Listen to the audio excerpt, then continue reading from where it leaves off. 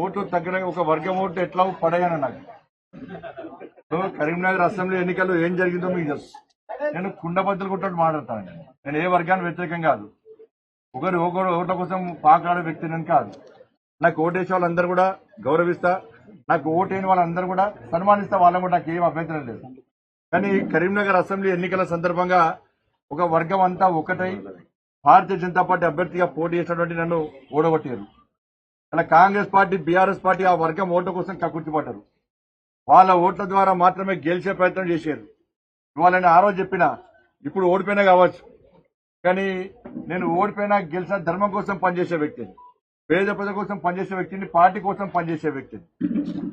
కాబట్టి కేసీఆర్ అనే వ్యక్తి కన్వీనర్కి వచ్చి తుర్కోలందరూ ఒకటి కావాలి, బండి సంజయ్ని ఓడగొట్టాలి, బండి సంజయ్ గలీజ్ గాడన్న కేసీఆర్ ఎంత గలీజోడో గుర్తించి అలా కేసీఆర్ బీఆర్ఎస్ పార్టీని అడ్రస్ లేకుండా వేసిన పార్టీ ప్రజలు, తెలంగాణ రాష్ట్ర ప్రజలు దాన్ని గుర్తుంచుకోవాలి కేసీఆర్.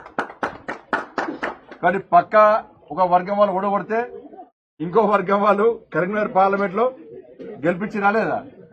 పోయినసారి అదే జరిగింది, ఈసారి అదే జరిగింది. కాబట్టి వాళ్ళు కూడా ఆలోచించాలి. ఆ రెండు పార్టీలు వాళ్ళని ఓట్ బ్యాంక్ అని చూస్తున్న విషయాన్ని వాళ్ళు ఆలోచించాలి. హిందుగాళ్ళు బొందుగా కేసీఆర్ కపే బొందబెట్టి కేసీఆర్ పార్టీని బొందబెట్టారు. కేసీఆర్ రికార్డు బద్దలు కొట్టాం. తెలంగాణ ఉద్యమ సమయంలో కూడా కేసీఆర్ కొట్టాడితే కేసీఆర్ కంటే ఎక్కువ నాకు వచ్చింది. వాళ్ళ కేసీఆర్ కంటే ఎక్కువ మెజార్టీ, వినోరావు కంటే ఎక్కువ మెజార్టీ నాకు వచ్చింది వాళ్ళ. కాబట్టి దమ్మేందో చూపెట్టారు, ఓటు బ్యాంకు దమ్మేందో చూపెట్టారు. వాళ్ళు ఓటు బ్యాంక్ దమ్మేందో చూపెట్టారు కరీంనగర్ నియోజకవర్గంలో. బట్ ఆ రెండు పట్ల మళ్లీ విజ్ఞప్తి చేస్తున్నా, అన్ని వర్గాలను సమానంగా చూడండి. ఒక వర్గానికి కొమ్ము కాసే ప్రయత్నం చేస్తే ఫలితాలు ఇట్లుంటాయి.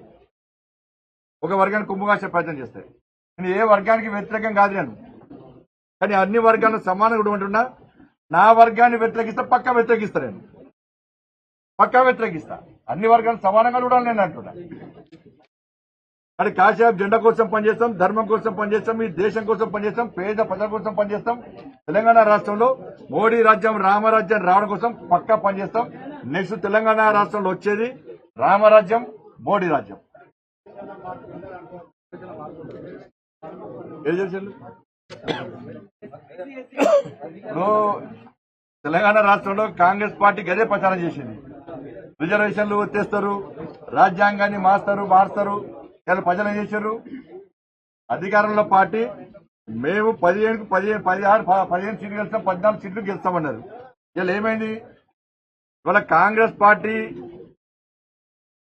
తక్కువ సీట్లు రావడానికి కారణం ఏంటంటే ఇవాళ ఎన్నికల సమయంలో భారతీయ జనతా పార్టీ తప్పుడు ప్రచారం చేయడం, మోడీ గారి విషయంలో, భారతీయ జనతా పార్టీ నాయకుల విషయంలో వాళ్ళు మాట్లాడిన భాష, అయోధ్య రాముడి విషయంలో, రాముల వారి అక్షంతల విషయంలో, రాముల వారి ప్రసాదం విషయంలో వాళ్ళు హేళనగా మాట్లాడే భాష ఇవాళ తెలంగాణ రాష్ట్ర ప్రజల్లో గుణపడని చెప్పి ఆ భాష చూసి. మరి రిజర్వేషన్లు ఇచ్చేటోళ్ళం మేము, రిజర్వేషన్ అమలు చేసేది మేము. కాబట్టి అందుకే తెలంగాణ రాష్ట్రంలో ఫలితాలు అట్లా వచ్చింది, మాకు అనుకూలంగా వచ్చింది.